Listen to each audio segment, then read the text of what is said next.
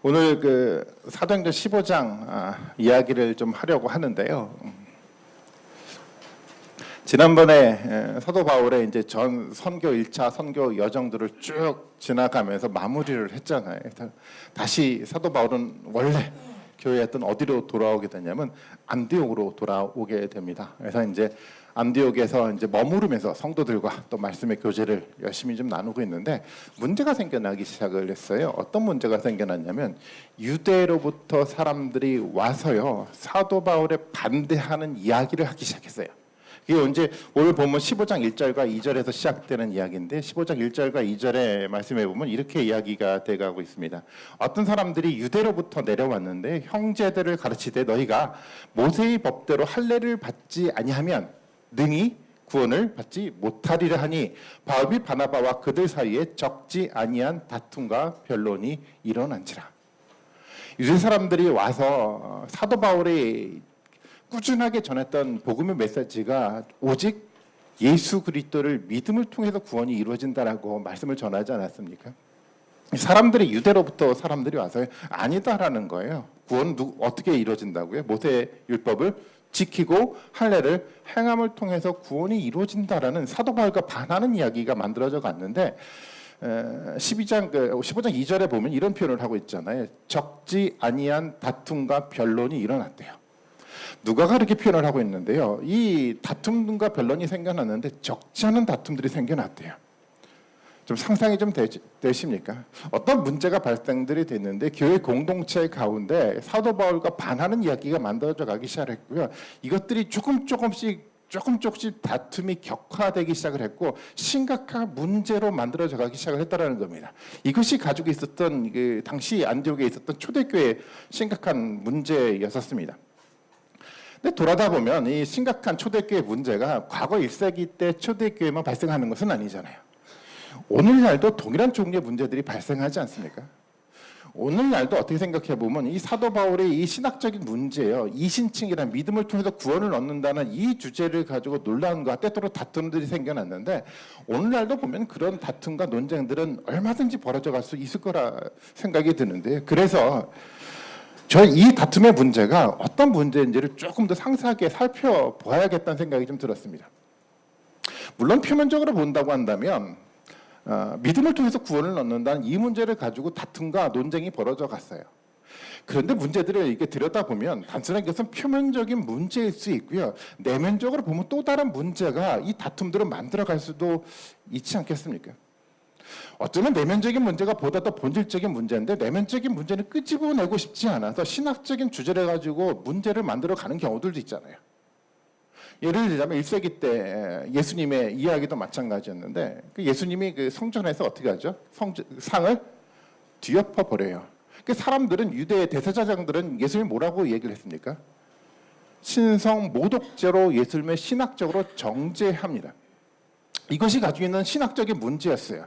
예수님의 행동들을 보면서 저는 신학적으로 문제가 있으니까 예수님이 이단이다라고 그 당시의 지도자들은 정죄를 했는데 그것은 표면적으로 드러난 신학적인 문제였고 내면적인 문제가 또 있지 않았습니까? 어떤 문제였을까요? 성전을 통해서 제사장들은 뭐를 얻어갔습니까? 많은 돈을 가져갔어요. 많은 경제적 유익을 이 성전을 통해서 얻어갔는데요. 예수님 이것을 뒤엎어가면서 이 많은 성도들 가운데 이 복음의 메시지를 전하기 시작하면서 어떤 위협이 느껴져 가기 시작했나요? 자신이 가지고 있던 기득권이 무너질 것에 대한 두려움들이 생겨났고요. 그동안 꾸준하게 가지고 왔던 수입이 줄어들 거라는 보이지 않는 그런 위기와 긴장들이 그 가운데 존재했었습니다. 어쩌면 그들이 가지고 있었던 예수님에 대한 이 정죄와 이 적대적인 행위는 이 내면적인 문제들 때문에 만들어지지 않았을까요? 오늘날도 마찬가지라고 생각이 돼요. 얼마 전에 꽤 오래전 얘기는 어떤 분이 이런 얘기를 하더라고요. 교회 가운데 있는데 어떤 분이 교회로부터 이단이라고 정죄를 받고 쫓겨났대요. 신천지라고 쫓겨나서 이렇게 쫓겨났는데 사실은 알고 보니까 신천지가 아니고 이분들이 교회 지도자들이 가지고 있는 비리를 자꾸만 교회에서 들춰내기 시작을 했던 것 같아요. 그러니까 그것을 보다 못해서 뭐라고 정죄를 해버렸냐면 저 사람들은 이단이라는 신학적인 주제를 가지고 그 사람들이 정죄를 하기 시작하더라는 거죠. 근데 실제로 내면적인 문제는 뭔가요? 기득권을 내려놓지 않으려고 하는 그 논쟁과 그 싸움 속에서 이런 문제들이 벌어져 가지 않습니까? 우리들의 문제가 마찬가지라고 생각이 들었습니다. 표면적으로 고상하게 신학적인 주제를 끄집어내고요. 물론 그것이 굉장히 중요한 어떤 논쟁거리였고 다툼거리였을 거라고 생각이 되는데 또 다르게 생각해 보면 그것에 감춰져 있지 않은 들춰내고 싶지 않은 어떤 또 다른 어떤 문제들이 있기 때문에 이런 긴장과 갈등들이 만들어져 갔더라는 겁니다. 15장 이야기 속에서 만들어져 가고 있는 다툼의 문제예요. 물론 신학적인 문제가 있지만 또 내면적인 또 다른 문제를 가지고 정말 이것이 다툼이 가지고 있는 문제가 무엇인지를 조금 더 객관적으로 좀 살펴보려고 합니다. 그리고 이 문제를 한번 들춰내 보고요. 또 우리의 문제예요. 우리 속에서도 똑같은 문제들이 발생하는데 표면적으로는 굉장히 고상한 많은 얘기를 해나가고 있지만 근본적으로 내면적으로 본질적으로 어떤 문제들 때문에 이런 다툼의 문제가 생겨나는지를 조금 더 깊이 있게 한번 다뤄보는 것도 유익하지 않을까라는 생각을 좀 하게 됐습니다. 오늘 15장 본문을 읽었는데요. 15장 등장하는 문제를 전 두 가지 측면 속에서 다뤄보려고 합니다. 첫 번째는요. 이신칭이라는 신학적인 문제고요. 또 다른 문제는 좀 더 관계적인 측면 속에서 내면적인 문제를 가지고 이 문제를 좀 다뤄보려고 합니다.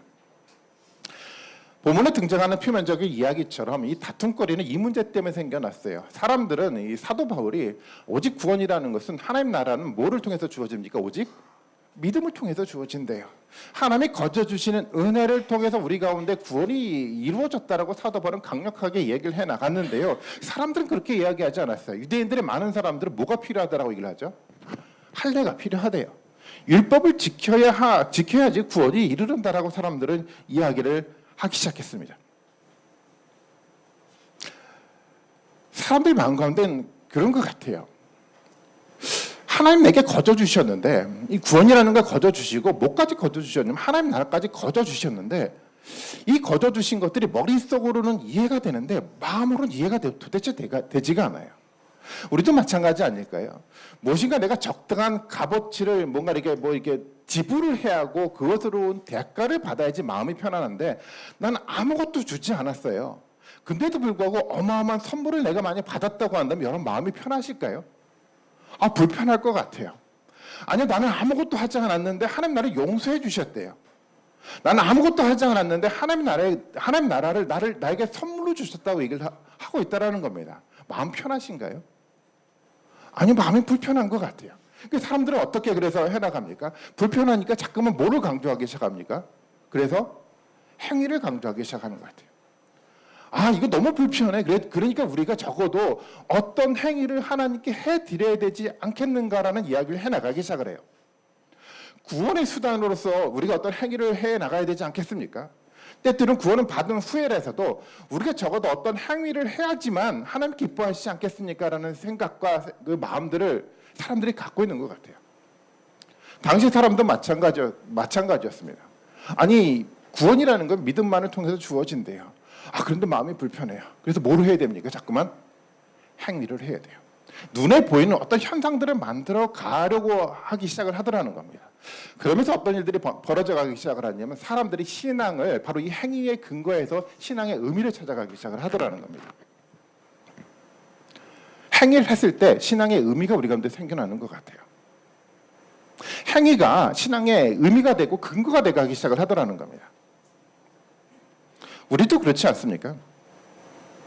어떤 교회를 적어도 내가 이만큼 봉사를 했으면 그것을 근거로 어떤 생각이 들죠? 내가 신앙생활을 잘하고 있는 것 같아요.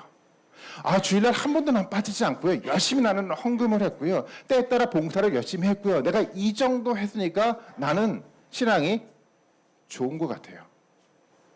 적어도 내가 무엇인가 열심히 전도를 해서 나 때문에 전도받은 어떤 사람이 교회 옆자리에 앉아 있으니까 내 마음과 또 어떤 생각이 드냐면 나는 그래서 신앙이 좋은 것 같아요.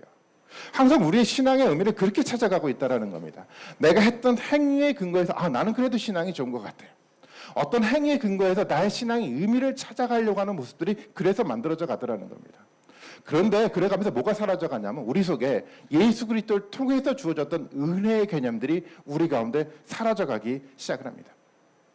사도 바울의 생각은요. 신앙의 참된 의미는 내가 어떤 행위를 근거로 해서 신앙의 의미를 찾아가는 것이 아니고요. 오직 누구를 통해서요? 예수 그리스도를 믿는 믿음을 통해서 신앙의 의미를 찾아가야 돼요. 다시 한번 말한다고 한다면 신앙의 의미는 내가 얼마만큼 헌신했지 그거에 따라 주어지는 것이 아니라 예수 그리스도의 십자가 앞에 내 자신을 세워놓고요. 그 십자가가 내 삶 가운데 어떤 의미를 던져주고 있는지를 고민할 때 신앙의 의미가 찾아가기 시작을 하더라는 겁니다. 여러분들한테 질문 한번 던져볼까요? 아무 생각하지 마시고요. 한번 여러분 마음속에 십자가를 한번 떠올려 보십시오. 예수 그리스도께서 나를 위해서 돌아가셨던 그 사형의 틀이었던 십자가를 마음속에서 떠올려 보시고요. 그 예수 그리스도의 십자가가 내 가운데 어떤 지금 의미를 던져주고 있습니까? 감격적으로 내 가운데 다가오고 있습니까? 그렇게 주어졌던 은혜의 이 십자가의 이야기가 내 가운데 기쁨으로 감사로 여러분 마음 가운데 작용을 하고 있습니까? 아니면요. 너무도 기억한지 너무도 생각한지 오래돼서요. 한참 끄집어내서 겨우 생각나는 게 또 혹시 십자가의 이야기일까요? 십자가가 우리 삶 가운데 중심에 있지 않다고 한다면 우리는 전자의 이야기야. 항상 우리의 신앙의 의미를 어디서 찾아가냐? 어떤 행위에 근거해서 신앙의 의미를 찾아가고 있었다라는 겁니다. 그래서요. 예수 그리스도를 통해서 주어지는 은혜가 우리 가운데 조금씩 사라져 갔습니다. 신앙은요. 행위에 근거해서 찾아가는 것이 아니고요. 예수 그리스도의 십자가 앞에 나를 세우고요. 그 십자가 앞에 내 가운데 어떤 의미를 던져주고 있는지를 확인하고 그것이 우리의 신앙의 본질이 되어야 합니다. 사도 바울도 마찬가지였어요. 사도 바울이 강조하는 게 그거였습니다. 어떤 행위도요. 구원의 근거가 될 수가 없어요. 어떤 행위도요. 예수님 앞에 신앙생활의 근거가 될 수가 없어요. 오직 예수 그리스도를 믿는 믿음만이 유일한 신앙의 근거라는 겁니다. 그래서 사도 바울이 이런 얘기를 했잖아요. 내가 내 가운데 행위했던 모든 것들을 다 나는 배설물로 여긴다라고요. 빌립보서 말씀을 같이 한번 볼까요? 빌립보서 3장 8절과 9절의 말씀인데요. 사도 바울이 이런 고백을 합니다. 같이 한번 읽어봅니다. 시작.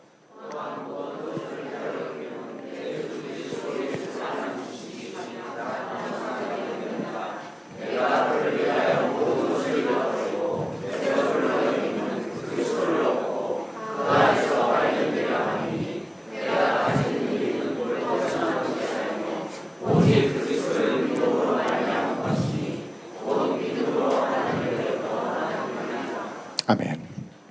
이 본문의 이야기를 통해서 사도 바울의 생각과 의도가 좀 이해가 되지 않습니까? 내가 모든 것을 해로 여긴다고 해요. 그리스도 예수를 아는 것이 가장 고상하기 때문에요. 내가 그를 위해 모든 것을 잃어버리고 모든 것을 다 배설물로 여긴대요. 내가 행했던 모든 것들은 다 배설물이라는 겁니다. 난 오직 누구만을 바라본다는 거죠.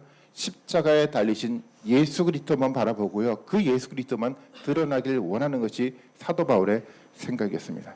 사도 바울은 정말 헌신적인 사람이었습니다. 우리가 지난주 말씀을 나눴지만 얼마만큼 헌신적인 인생을 살아왔습니까?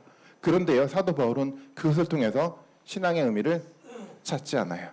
그 앞에 뭐만 보입니까? 내가 헌신적으로 생활했던 그 모습을 들여다보지 않고 내 눈앞에 있는 예수 그리스도의 십자가를 사도 바울이 바라보고 있다는 겁니다.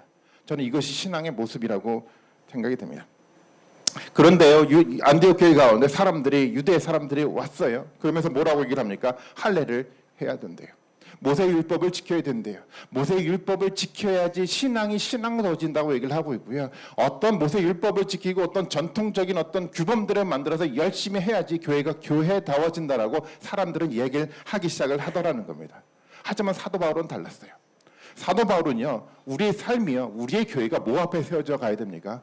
아니요, 그런 행위가 아니고요. 예수 그리스도의 십자가 앞에 세워져야 된다라고 이야기를 합니다. 많은 사람들이 신앙이요, 여기서 빗나가기 시작을 합니다.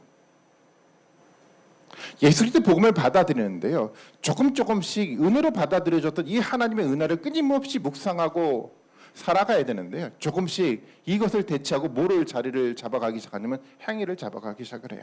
그러면서 신앙의 의미가 변질되어 가기 시작을 합니다. 그래서 신앙을요, 어떤 행위의 초점들을 맞춰가기 시작하고요, 예수 그리스도의 십자가의 초점들을 잃어가기 시작을 하더라는 겁니다. 바울은요, 이 문제를 타협할 수가 없었어요.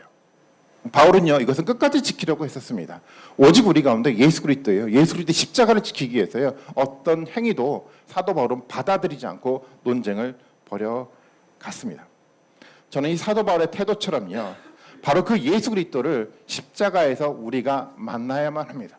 우리 가운데 주어졌던 이 무한한 은혜의 신비를 우리가 경험하고 체험할 때 우리의 신앙은 만들어져 갑니다. 우리가 아무리 열심히 신앙생활들을 열정적으로 한다고 해서요, 신앙의 의미를 우리가 찾아져 가지 않는다라는 겁니다. 지금 이 순간요, 예수 그리스도의 십자가 앞에서 우리를 세우는 거예요. 그리고 그것 속에서 우리의 신앙의 의미를 찾아가는 거예요. 이것이 바로 성경에서 말하고 있는 신앙의 본질입니다.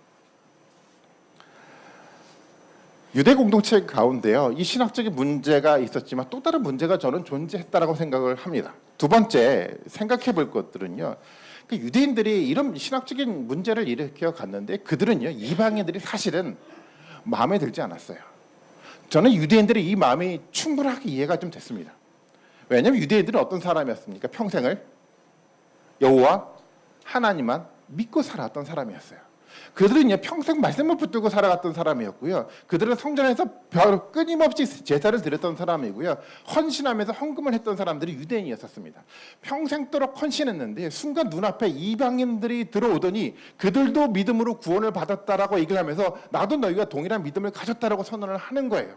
여러분 마음이 좀 어떨까요? 나는 수십 년 동안 신앙생활을 해왔는데 갑작스럽게 예수를 믿는 사람이 와서요, 교회 중심에 선다고 한다면 여러분 마음속에 어떻게 받아들여져 갈까요? 이방인들이요, 예수님 믿기 시작들을 하면서 이 사람들이 뭔가 새로운 깨달음들을 알기 시작하면서 교회 지도자가 돼가기 시작해요. 그 설교자가 돼가기 시작하고요, 많은 사람들이, 이 이방인들이 설교를 하면서 사람들을 가르치기 시작을 해요. 유대인들이 이 가르침들을 들을 때 어떤 마음들이 들었을까요? 너가 알아봐야 얼마나 안다고. 나는 수십 년 동안 신앙생활을 했는데 네가 알아봐야 얼마나 한다고 너가 그 자리에 서 있는 자라는 거죠. 아마 우리의 상황들을 돌아다본다고 한다면 이 유대인들의 마음들이 충분하게 이해가 되지 않습니까? 내가 교회를 몇 년 동안 다녔는데요, 어느 순간 그러니까 교회를 다니면서 우리도 이렇게 딱 앉는 자리에 딱 앉잖아요. 내가 여기 교회 다니면서 2년 반 동안 나 이 자리에만 앉았는데 갑작스럽게 새 신자가 오더니 설득 그 자리에 앉아버리는 거예요. 기분이 어떨까요? 몹시 안 좋아요. 머릿속으로는 이해가 됩니다. 우리가 새 신자를 우리가 품어야 돼요. 그런데 마음으로 받아들여지지가 않아요. 끄집어내고 싶지는 않아요. 유대인들이 가지고 있었던 또 하나의 문제예요. 이런 생각을 가지고 있었습니다. 너희들도 믿음을 가진 하나님의 백성인 것 인정을 해. 그런데요, 너희와 나는 근본적으로 다르다라는 거예요. 보이지 않게 신앙의 문턱을 만들어가는 거잖아요. 인정을 하긴 하지만 너는 나와는 다르다라는 거예요. 그렇기 때문에 뭐를 강요하기 시작합니까? 적어도 나와 같은 위치가 돼가기 위해서 너도 적어도 이 정도의 신앙의 연륜이 필요하다라는 거죠. 내가 이만큼 봉사해왔으니까 적어도 너도 이 정도 봉사하고 난 다음에 그 다음에 나하고 얘기해보자라는 거예요. 이런 문턱을 만들어가는 거예요. 그러니까 어떤 상황들이 만들어져 갑니까? 외형적으로는 하나의 공동체로 모였는데 내면적으로는요, 그 문턱 때문에 서로가 서로를 하나로 인정하지 않더라는 겁니다. 초대교회도 그럴지 몰랐어요. 내면적으로 받아들여지지 않는 그 이방인들을 바라보면서 고상하게 어떤 문제를 끄집어냅니까? 믿음의 신학적인 문제를 끄집어내서 이야기를 하기 시작을 해요. 그래서 다투기 시작을 하더라는 겁니다. 이 문턱은요, 우리가 너무 많이 만들어 가고 있습니다. 사람과 사람 사이의 문턱을 만들어 가고요, 교회도 마찬가지라고 생각이 돼요. 교회도 세상과의 문턱을 너무 높게 만들어 갔어요. 우리가 하나가 돼 가야 되는데요, 그들과 가운데 같이 공감을 하고 소통을 하면서 복음들을 나눠야 되는데요, 이미 우리는 너무 문턱을 높이 만들었어요. 세상의 사람들은 이 문턱을 넘어서 교회 오기가 너무도 힘들어요. 사람들은 그렇게 생각을 하죠. 세상 사람들 우리가 전도의 대상자가 되어야 된다고 생각을 해요. 근데 마음속에서 어떤 생각을 합니까? 그런데 나는 너와는 다르다라는 거예요. 우리 스스로 문턱을 내려놓지 않는다고 한다면 우리는 하나가 될 수 없을 거라 생각이 됩니다. 정작 어떻게 생각해보면 우리는 우리가 세워야 될 십자가의 진리를 무너뜨리고요, 우리가 가지고 있는 또 다른 전통을 통해서 문턱을 끊임없이 높여가고 있는 신앙생활을 하고 있을지도 모릅니다.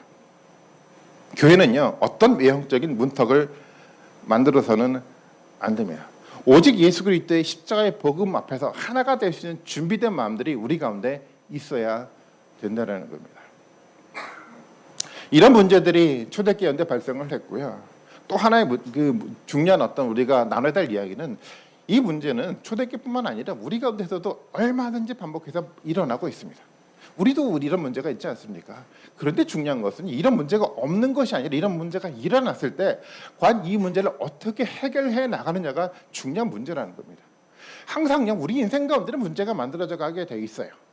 우리가 살아가는 삶의 관계 속에서도 문제가 만들어져 가고요. 교회도 끊임없이 많은 문제를 만들 수밖에 없어요. 이것이 삶의 현장이고 역사입니다. 근데 중요한 것은 이 문제가 만들어졌을 때 과연 이 문제를 어떻게 해결해 나가느냐의 문제입니다. 바울과 바나바는 이 문제가 발생이 됐을 때 이 문제를 가지고 어디를 향해 갑니까? 예루살렘 교회를 향해서 가요. 이 문제를 근본적으로 이 문제를 해결하기 위해서 이 사도들은요, 예루살렘 교회에 가서 이 문제를 가지고 논쟁을 벌여가기 시작을 합니다. 그 논쟁에 대한 이야기가 오늘 15장 전체적인 이야기의 어떤 내용인데 이 문제를 저희가 좀 자세하게 다뤄볼 필요가 있습니다. 이 문제를 끄집어냈을 때 이제 사람들이 막 변론을 하기 시작하죠.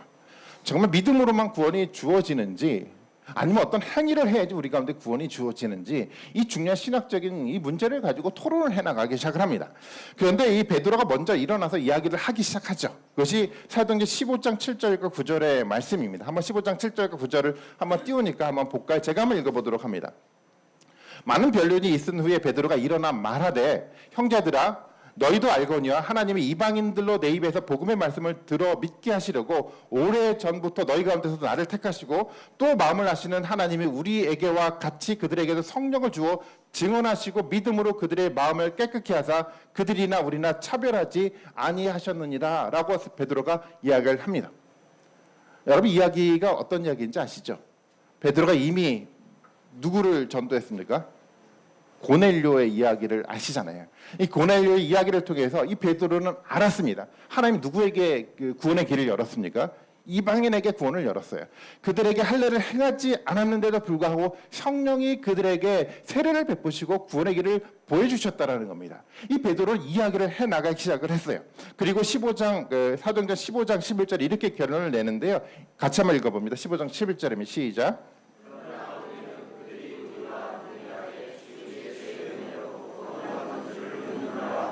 네, 그들과 우리가 동일하게 어떻게 해요? 예수 그리스도를 믿는 믿음으로 동일하게 구원을 얻었다라고 선언을 해나가고 있습니다. 베드로가 이런 이야기를 했는데요. 사람들이 이런 이야기를 듣긴 듣지만 마음속에 이 웅성거림이 있었을 것 같아요. 이게 도대체 어떤 이야기지? 마음으로 받아들이지 않은 이 침묵의 상황이 아마 조금 있었던 것 같은데요. 그럴 때 누가 또 다시 한번 일어났습니까? 바울이 일어나서 자신의 발언을 하기 시작을 해요. 그것이 사도행전 15장 12절의 말씀인데 이렇게 이야기를 합니다. 온 무리가 가만히 있어 바나바와 바울이 하나님께서 자기들로 말미암아 이방인 중에서 행하신 표적과 기사에 관해서 말하는 것을 듣더니 바울과 바나바가 뭐에 대한 이야기를 했다라고요? 하나님께서 자기들로 말미암아서 이방인 중에서 행하신 표적과 기사에 대해서 이야기를 했습니다. 베드로의 이야기도 마찬가지고요. 사도 바울의 이야기도 마찬가지예요. 어떤 것을 가지고 증거를 합니까? 자신의 사역 가운데 나타났던 누구의 이적이요? 하나님이 보여줬던 이적에 대한 이야기를 해나가고 있어요. 이 이야기를 통해서 하고자 하는 베드로와 바울의 이야기는 분명합니다. 자신의 삶에 이방인에게 구원의 길을 열었던 것은 누구의 의도라는 겁니까? 누구의 이야기라는 거죠? 하나님의 이야기요. 하나님이 길을 여셨다라는 겁니다. 하나님에게 권위를 두고 이 일들을 지금 바나바와 베드로가 이야기를 하고 있다라는 겁니다. 저는 이것이 우리와의 차이라고 생각이 들어요. 어떤 문제들이 발생들을 하게 되면 우리는 어떻게 이 문제를 해결해 나갑니까? 우리가 가지고 있는 경험을 가지고요. 내가 생각했던 경험에 비추어 보니까 이것은 이 문제야라고 결론을 내릴 때가 많아요. 근데 베드로와 지금 바울은 지금 뭐를 가지고 이 문제를 결론을 내려가죠? 내가 가지고 있는 경험과 지식이 아니라 뭐죠? 내 앞에서 만들어가고 있는 성령의 인도하심을 보고 결론을 내려가고 있어요. 지금 사도 바울의 삶과 베드로의 삶들은 분명한데요. 내가 가지고 있는 경험을 가지고 교회의 문제를 들여다보는 것이 아니라 누구를 가지고요? 성령이 인도하시는 그 인도하심을 보고 교회 문제를 해결해 나가려고 하는 시도를 벌여가고 있다는 겁니다. 저는 이 시도가 너무도 중요하다고 생각이 되는데요. 당시의 교회는요, 새로운 교회를 만들어 가려고 했어요. 정말로 새로운 교회를 만들어 가려고 했는데요. 사람들이 자신이 가지고 있는 경험과 전통을 가지고 끊임없이 논쟁했다고 한다면 새로운 교회가 만들어져 갈 수가 있겠습니까? 불가능하죠. 내가 가지는 경험에 근거해 보니까요. 내가 그동안 익숙했던 전통적 사고에 근거해서 보니까 이것을 이 문제들하고 결론을 내렸다고 한다면 새로움들은 절대 만들어져 가지 않겠죠. 이방인들과 함께 되는 하나님의 교회가 생겨날 수 있을 가능성들이 존재하지 않습니다. 바울은요, 내가 가지고 있는 율법적 사고, 내가 가지고 있는 과거의 경험들을 근거로 해서 이 문제를 해결해 나가지 않고요. 누구를 근거로요? 성령이 우리를 어떻게 이끌어가고 있는지를 바라보면서 문제를 해결해 나가더라는 겁니다. 우리의 문제도 마찬가지겠죠. 우리 가운데 어떤 문제들이 발생할 수 있어요. 교회 가운데 문제가 있을 수 있고요. 우리가 살아가는 삶의 현장 가운데 문제가 있을 수 있어요. 우리는 그 문제를 어떻게 해결해 나갑니까? 내가 가지고 있는 과거의 지식이요? 내가 가지고 있는 과거의 경험들을 가지고 해결해 나갑니까? 그러면요, 우리는 새로운 삶 앞에 새로운 도전들을 할 수 있는 힘이 우리 가운데 주어지지 않아요. 어떻게 새로운 삶들을 우리가 도전할 수 있습니까? 내가 가지고 있는 경험이 아니고요. 성령이 우리를 어떻게 이끌어가고 있는지를 봐야죠. 여러분의 삶들을 지금 성령이 어떻게 이끌어가고 계신가요? 지금 우리 교회가 이렇게 세워져 가고 있는데요. 교회를 쪽에서 도대체 성령은 우리를 어떻게 이끌어가고 계신가요? 그걸 볼 수 있습니까? 전 그것을 볼 수 있어야 된다고 생각이 돼요. 그것을 봐야지요. 하나님 동안 새로운 교회가 만들어져 가지 않습니까? 여전히 우리가 과거에 머물러 있다고 한다면요. 과거의 지식과 전통과 경험 속에 머물러 있다고 한다면요. 우리는 새로운 삶 앞에 한 걸음도 전진해 나갈 수 있는 힘이 우리 가운데 생겨나지 않더라는 겁니다. 사도 바울은요. 베드로도 마찬가지고 초대교회는 이 위대한 일을 했어요. 그들이 가지고 있는 전통이 있었음에도 불구하고 전통적 사고를 하지 않고요. 그들은요. 하나님이 어떻게 이끌어가는지요. 성령이 어떻게 교회를 이끌어가는지를 볼 수 있는 믿음의 눈을 가지고 그것 앞에 순종하면서 나갔다라는 겁니다. 베드로와 바울이 이런 증거를 해나가기 시작을 했고요. 그리고 마지막에 야고보가 일어섰습니다. 야고보는요. 당시 예루살렘 교회의 수장이었어요. 최고 지도자였습니다. 오늘날로 말한다고 한다면 이 교회 전체 총회장과 같았습니다. 제 얼굴 한번 잘 쳐다봐 주십시오. 총회장 같이 보이지 않습니까? 좀 졸리신 것 같으세요. 야고보가 일어났는데요. 야고보는 이야기를 쭉 듣고 있는 다음에 야고보가 결론을 내렸어요. 그런데 야고보가 내린 결론이 너무도 중요한데요. 야고보가 어떻게 결론을 내립니까? 나는 총회장이니까 내가 생각하니까 너 말이 옳아라고 결론을 내리지 않았어요. 야고보가 어떻게 합니까? 성경을 끄집어내요. 구약 성경에 있는 걸 끄집어내고 그 성경을 해석하면서 역사를 들여다보면서 하나님이 인도하심이 무엇인지를 확증해 나가더라는 겁니다.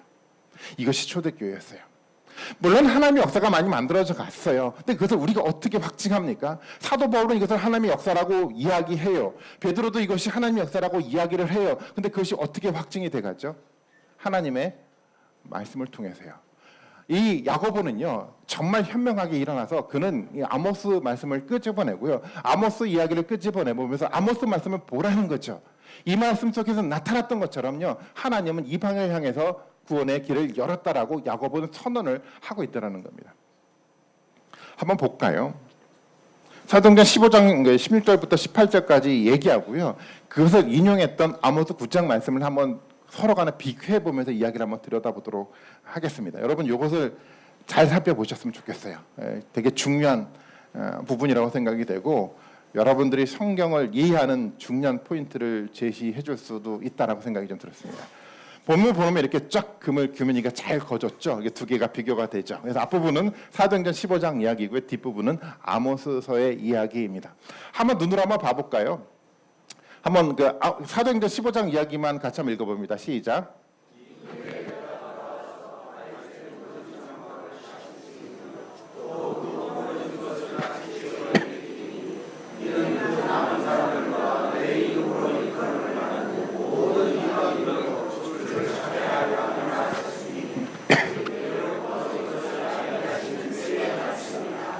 야고보가 아모스서의 말씀을 인용을 했는데 아모스서의 말씀을 제가 한번 읽어볼까요?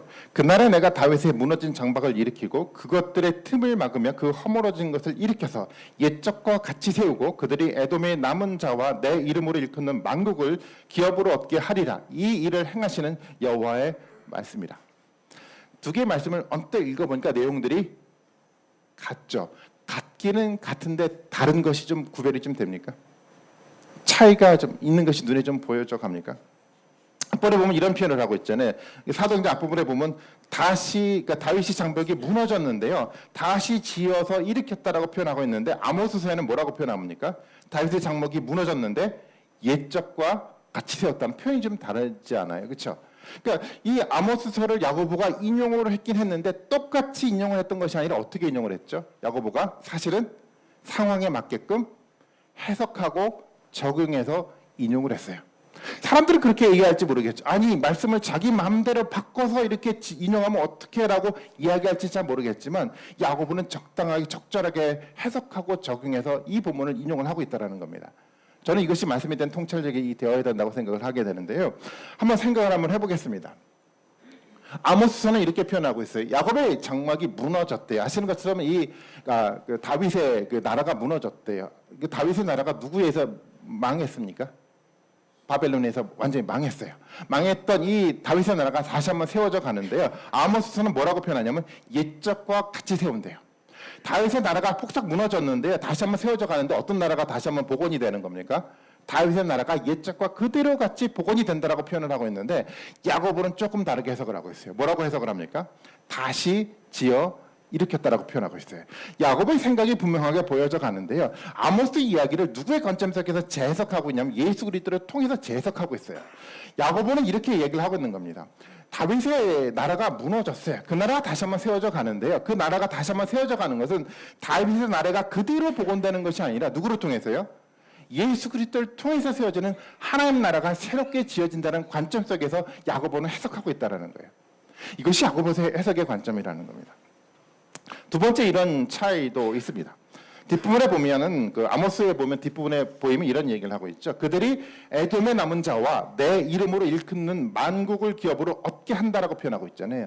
에돔과 만국이라는 단어가 등장을 하는데요. 사도행전으로 넘어가면 어떤 단어가 등장을 하죠? 남은 사람들과 내 이름으로 일컬음을 받는 모든 이방인들로라고 표현하고 있어요. 이것은 지금 어떤 문제를 지금 해결해 나가고 있냐면 야고보는 지금 어떤 문제 앞에 놓여 있습니까? 이방인의 문제 앞에 놓여 있잖아요. 야고보의 말씀들을 인용해 나가면서 야고보는 만국에 대한 얘기를 해 나가고 있지만 이것을 구체적으로 적용의 관점 속에서 야고보는 이방인의 문제를 끄집어서 이 본문을 해석해 나가고 있다는 겁니다. 제가 이 말씀을 드리는 이유는요, 그렇습니다. 바울과 베드로가 성령의 역사를 통해서 만들어져가는 위대한 역사를 통해서 문제를 해결해 나가려고 했고요. 야고보는요, 이것을 뭐로 확증해 나갔습니까? 말씀을 통해서 확증해 나갔어요. 그런데 중요한 한 가지 사실은요, 야고보의 통찰력이 여기 가운데 존재합니다. 말씀들을 그대로 가져온 것이 아니라 상황에 맞게 해석할 줄 알았고요, 적용할 줄 아는 힘이 야고보에게 있었어요. 그들 앞에 놓여져 있는 이방인의 문제를 어떻게 해결해야 될지에 대한 문제를 아모스의 말씀들을 가지고 자신의 관점 속에서 해석하고 적용하면서 이 문제를 가지고 이 문제를 해결의 답들을 찾아갔다라는 겁니다. 이것이 본문 속에서 가지고 있는 문제 해결점이었다라는 겁니다. 우리 가운데서도 동일한 문제가 발생할 수 있어요. 유대인과 이방인의 문제처럼요, 우리는 오래된 신자들과 또 새로운 신자 사이의 갈등, 뭐 여러 가지 많은 어떤 공동체 가운데 무리가 생겨날 수 있을 거라고 생각이 됩니다. 야고보는 그렇게 얘기를 하고 있어요. 모든 사람들이요, 다 누구 앞에서요? 예수 그리스도의 복음 앞에서 동일하게 하나님 나라가 시작됐다라고 얘기를 하고 있더라는 겁니다. 오래된 사람들도 그렇고요, 새로운 사람들도 그렇고요, 우리는 모두가 함께 새로운 시작을 하고 있는 겁니다. 어떤 분들은, 저는 뭐 목회자로 여러분들을 섬겨가고 있지만 어떤 분들은 장로로, 어떤 사람은 권사로 섬겨가고 있어요. 그런데 다르지 않아요. 우린 모두가요, 예수 그리스도의 십자가 안에서 새로운 삶들을 시작하는 사람이라는 겁니다. 내가 신앙생활도 오래 했기 때문에 새롭게 신앙생활하는 사람하고 다를까요? 나는 내가 좀 젊기 때문에 좀 나이 든 사람하고 나는 좀 다를까요? 나는 좀 연륜이 있기 때문에 아이들과는 좀 다를까요? 아니요, 우리 모두는요, 예수 그리스도의 십자가 앞에 새로운 삶들을 새롭게 시작해 나가는 겁니다. 아멘 아니십니까? 저는 시은소 교회가 그런 교회가 되기를 원합니다. 그동안 수십 년의 신앙생활들을 해왔어요. 여러분, 이것들을 다 잊어버렸으면 좋겠어요. 나는 과거 속에서 나는 어떤 역할들을 했고 나는 어떤 직분을 받았어요. 저는 이것이 우리 가운데 배설물로 여겨졌으면 좋겠어요. 우리는요 다시요 새로운 하나님 나라의 관점 속에서 새로운 시작을 해나가고 있습니다. 저는 이것이 복음의 관점이라고 생각이 됩니다. 우리 가운데 과거의 것들이 배설물로 여겨져 갔을 때 저는 예수 그리스도의 십자가가 우리 가운데 새롭게 은혜로 다가올 수 있는 힘이 생겨날 수 있을 거라 생각이 됩니다.